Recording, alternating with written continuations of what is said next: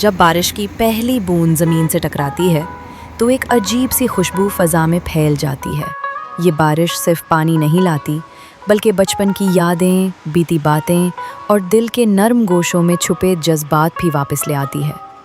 दरख्त झूमने लगते हैं, परिंदे चहचहा उठते हैं और हर मंजर जैसे ज़िंदगी से भर जाता है। ये मौसम सिर्फ कुदरत का नज़ारा नहीं, बल्कि एक एहसास है, मोहब्बत, सुकून और उम्मीद का।